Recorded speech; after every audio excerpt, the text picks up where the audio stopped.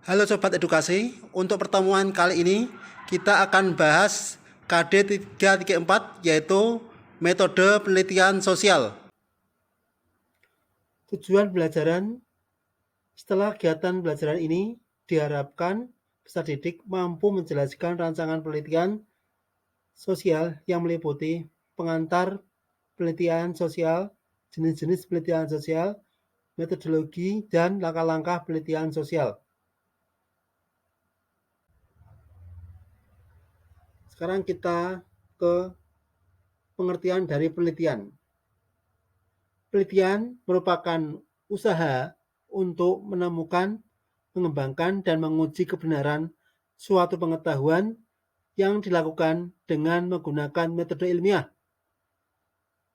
Pengertian penelitian lainnya yaitu penelitian adalah suatu proses atau rangkaian langkah yang dilakukan secara terencana dan sistematis untuk mendapatkan pemecahan masalah atau jawaban terhadap pertanyaan-pertanyaan tertentu.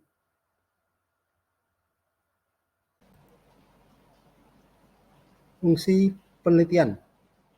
Yang pertama, fungsi verifikatif atau pengujian. Penelitian sosial dilakukan oleh peneliti untuk mencapai tujuan agar dapat membuktikan kebenaran sekaligus berfungsi untuk menguji kembali berbagai temuan tentang pengetahuan yang sebelumnya sudah ada. Yang kedua, fungsi eksploratif atau penjajakan. Penelitian sosial juga berfungsi untuk mengisi ketika ada kekosongan tentang pengetahuan yang belum ada sebelumnya, sehingga penelitian dan penemuan terbaru yang akan menjadi referensi dapat menambahkan hasanah keilmuan sosiologi. Dan yang ketiga adalah fungsi pengembangan. Tujuan dan fungsi dari penelitian sosial yang terakhir adalah agar dapat mengembangkan pengetahuan dengan lebih rinci dan dapat memanfaatkan pengetahuan yang telah ada sebelumnya dengan lebih baik atau sempurna.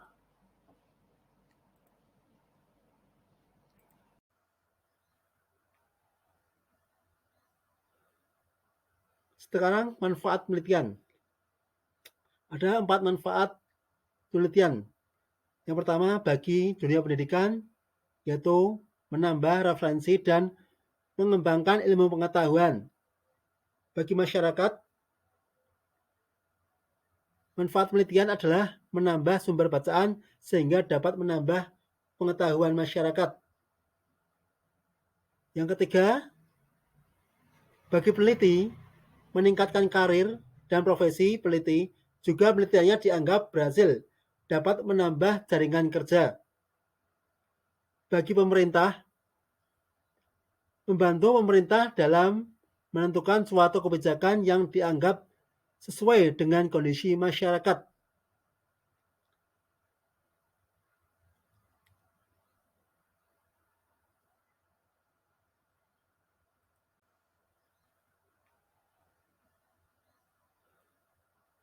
Sekarang manfaat penelitian.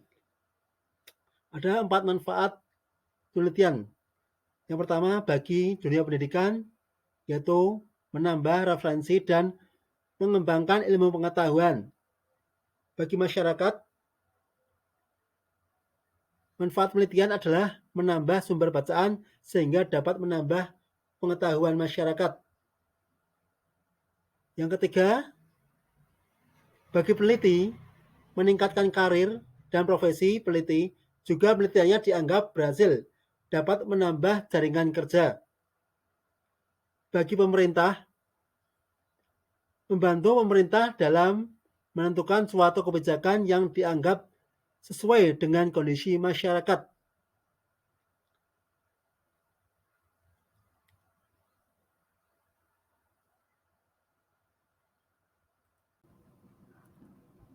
Sikap seorang peneliti.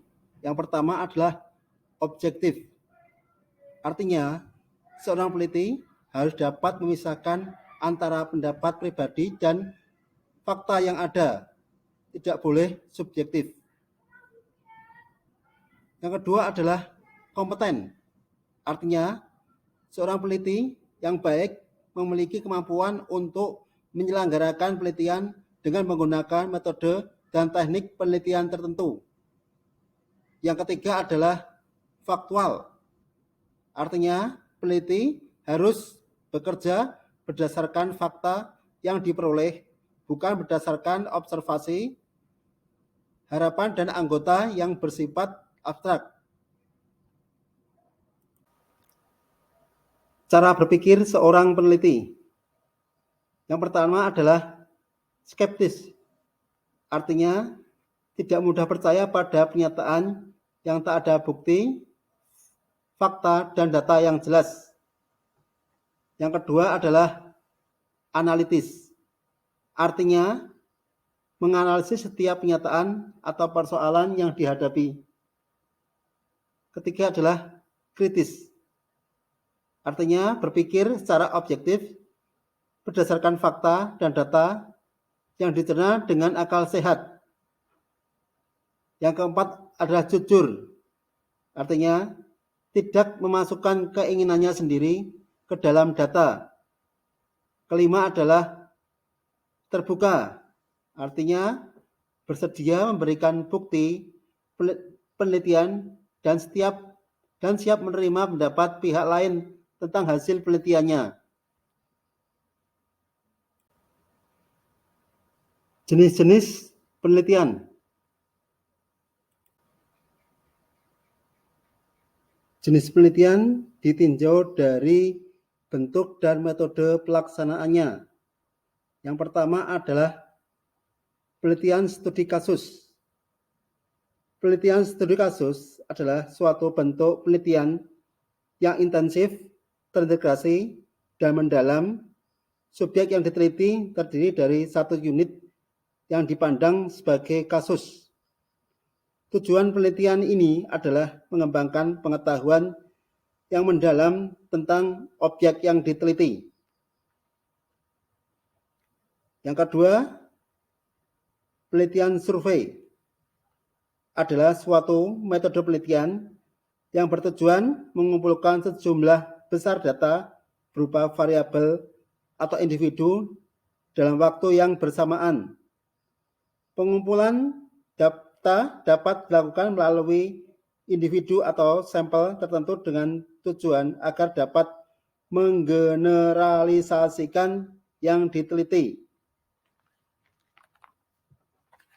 Yang ketiga adalah penelitian eksperimen. Penelitian eksperimen merupakan suatu bentuk metode penelitian untuk mengadakan kegiatan percobaan guna mendapatkan suatu hasil. Hasil tersebut akan menunjukkan hubungan sebab akibat antara variabel satu dengan variabel lainnya.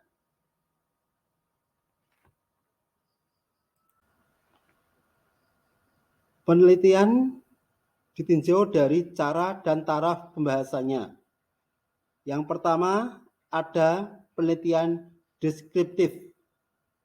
Penelitian ini lebih mengarah pada pengungkapan suatu masalah atau suatu keadaan sebagaimana adanya dan mengungkapkan fakta-fakta yang ada, walaupun kadang-kadang diberikan interpretasi atau analisis.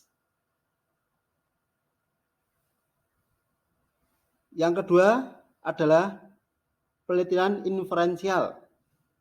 Penelitian ini lebih mengarah kepada pengungkapan suatu masalah, keadaan, atau kejadian dengan membuat penelitian secara menyeluruh, meluas, dan mendalam dipandang dari segi ilmu tertentu.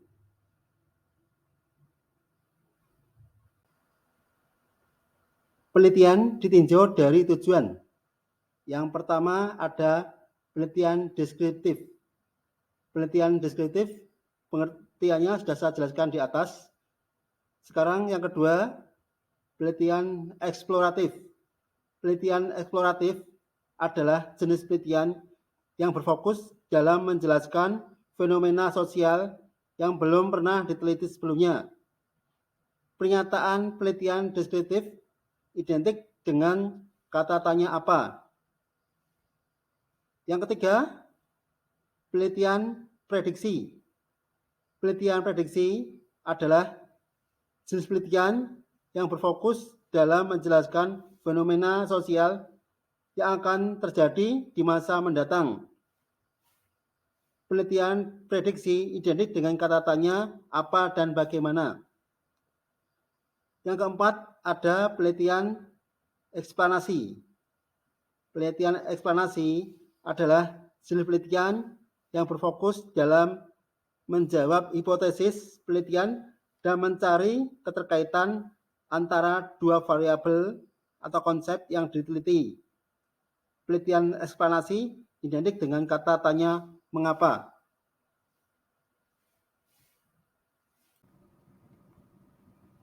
Berdasarkan tempatnya, penelitian ada penelitian laboratorium. Penelitian ini menggunakan alat-alat laboratorium sebagai media penelitian. Yang kedua, ada penelitian kepustakaan. Penelitian ini menggunakan kepustakaan sebagai sumber data penelitian. Peneliti harus berusaha mencari data dari berbagai literatur yang berhubungan dengan subjek yang mereka teliti, baik melalui perpustakaan maupun tempat-tempat lain. Dan yang ketiga, ada penelitian lapangan. Penelitian ini dilakukan di lapangan dalam arti dapat berupa wilayah tertentu, misalnya desa, kecamatan, kabupaten, dan sebagainya. Atau bisa juga lembaga, instansi, atau organisasi. Serta objek-objek alami seperti penelitian tanah, tanaman, hewan, sungai, dan topografi.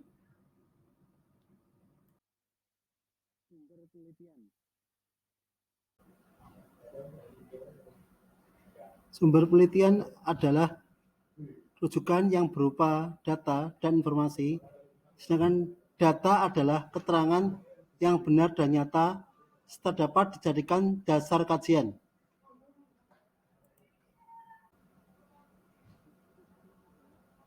Ada beberapa jenis data dalam penelitian. Yang pertama, berdasarkan sifatnya.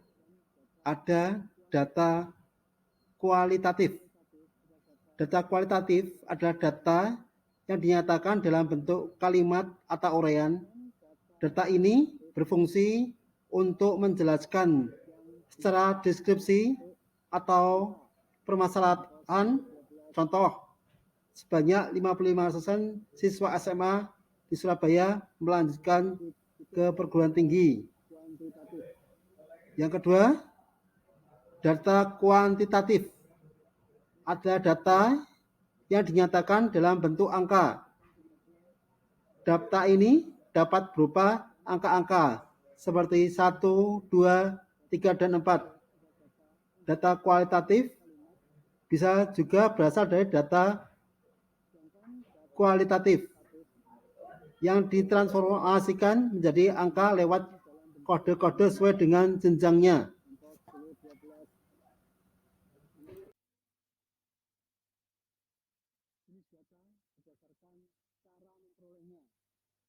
Yang pertama adalah data primer. Data primer adalah data yang diperoleh dari sumber asli data tersebut, atau data primer adalah data yang pertama kali diambil langsung dari responden. Data yang diambil langsung dari responden itu adalah data primer. Sedangkan data sekunder adalah data yang diperoleh bukan dari sumber asli atau sumber pertama. Contohnya kita ngambil dari buku, ngambil data dari majalah, koran, dan lain-lain.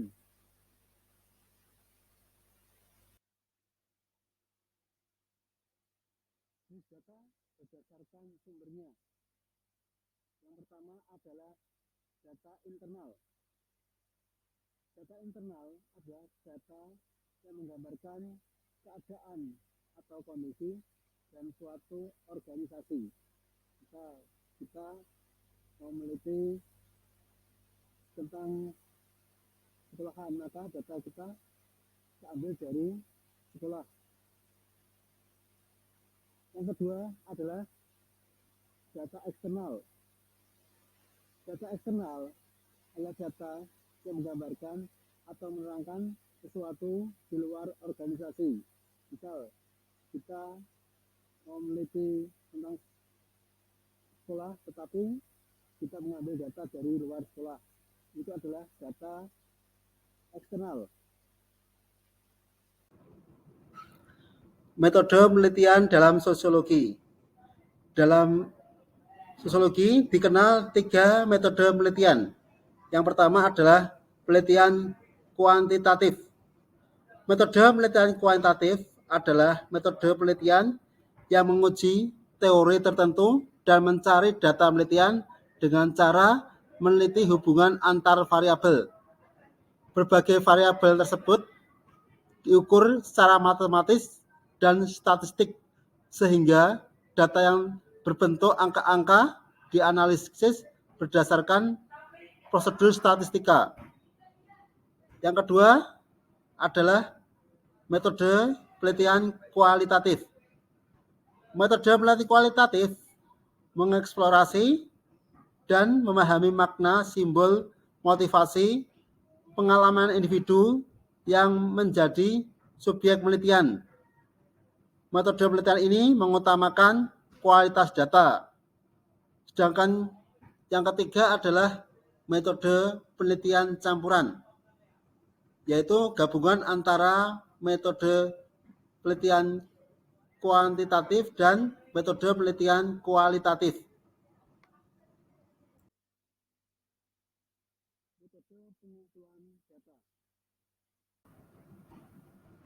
Berikutnya adalah wawancara. Wawancara adalah pertemuan antara 2 orang untuk bertukar informasi dan ide melalui tanya jawab, sehingga dapat dikonstruksikan makna dalam suatu topik tertentu. Ada 2 bentuk wawancara. Yang pertama adalah wawancara berencana. Wawancara berencana, dalam wawancara berencana terdapat suatu daftar pertanyaan yang telah direncanakan atau disusun sebelumnya. Semua responden yang diwawancarai diberi pertanyaan yang sama dengan kata-kata atau urutan-urutan yang seragam. Sedangkan wawancara yang tidak berencana, tidak ditemukan daftar pertanyaan dengan susunan kata dan tata urut yang harus dipatuhi wawancara, seperti pada wawancara berencana. Berikutnya adalah observasi. Adalah studi yang dilakukan dan sistematis tentang fenomena sosial serta gejala-gejala alam dengan pengamatan dan pencatatan. Objek penelitian dapat berupa orang, keadaan, kondisi, kegiatan, proses, dan lain-lain. Ada berbagai macam observasi. Yang pertama adalah observasi partisipasi. Dalam observasi partisipasi, peneliti terlibat langsung dalam kegiatan sehari-hari atau situasi yang diamati sebagai sumber data. Yang kedua adalah observasi sistematis. Artinya merupakan pengamatan yang dilakukan sesuai prosedur atau ketentuan yang sudah dirancang sebelumnya tanpa melanggar ketentuan tersebut. Dan yang ketiga adalah observasi eksperimental.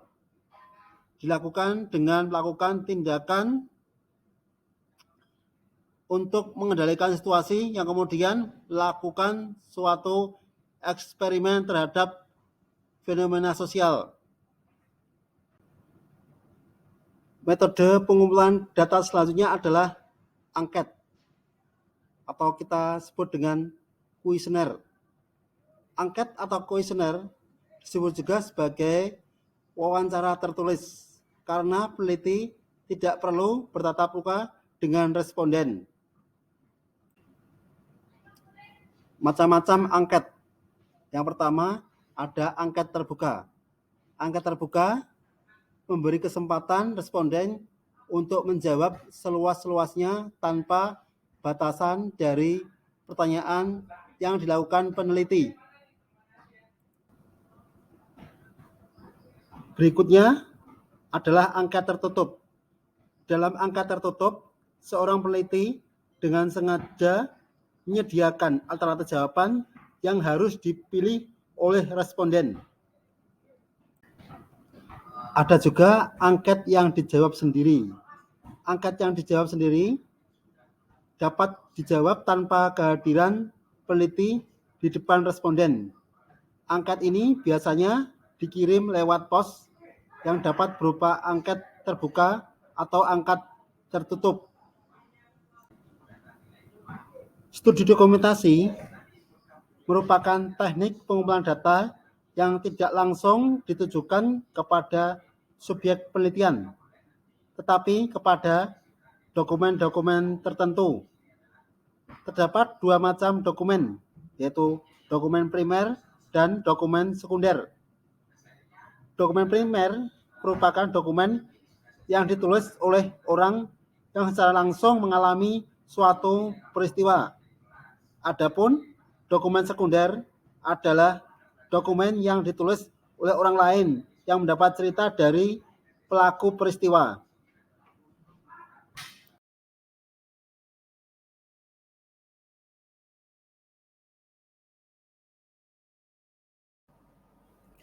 Untuk selanjutnya adalah populasi dan sampel penelitian. Populasi adalah subjek penelitian secara keseluruhan, yaitu seluruh satuan analisis yang menjadi target penelitian.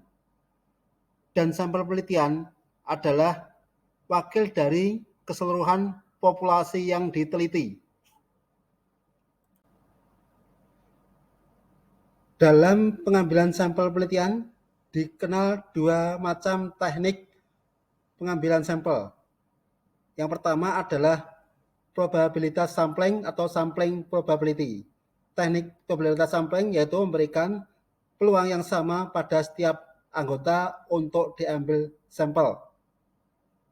Dan non-probability sampling adalah teknik pengambilan sampling yang tidak memiliki kesempatan sama pada tiap-tiap anggota untuk dijadikan sampel penelitian. Teknik probability sampling diantaranya adalah sampel acak sederhana atau sampel random sampling. Adalah cara pengambilan sampel dengan memberi kesempatan yang sama untuk dipilih bagi setiap individu atau unit dalam keseluruhan populasi. Sampel dapat diambil dengan dua cara, yaitu dengan cara diundi dan penggunaan tabel random.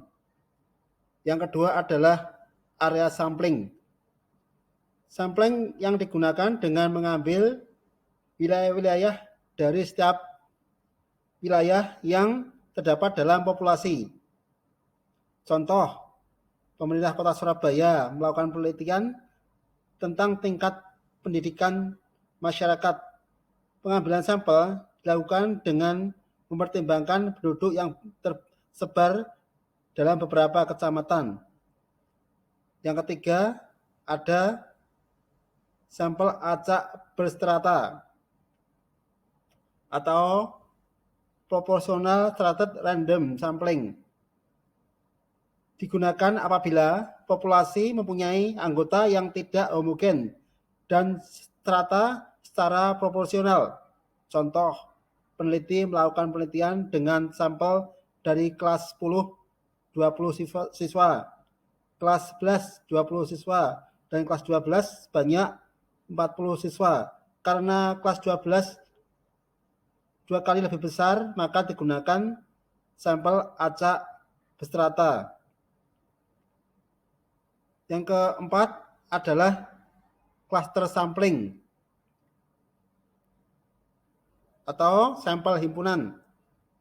Dilakukan dengan mengelompokkan populasi atas dasar himpunan yang populasinya menyebar.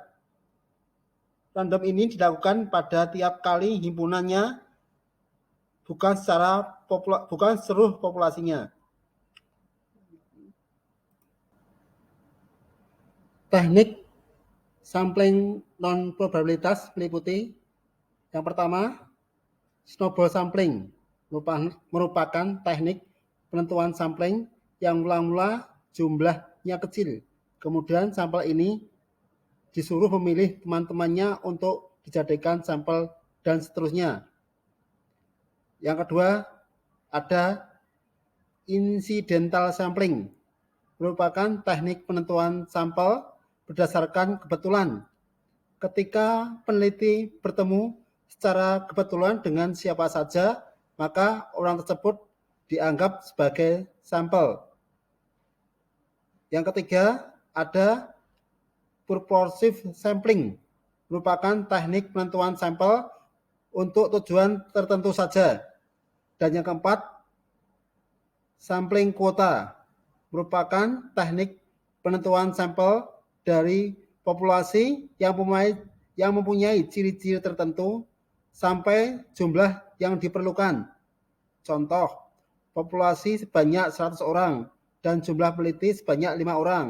Maka setiap peneliti dapat mengambil sampel sebanyak 20 orang. Demikian paparan video saya tentang metode penelitian sosial. Sampai jumpa dengan video pembelajaran saya selanjutnya. Terima kasih. Assalamualaikum warahmatullahi wabarakatuh.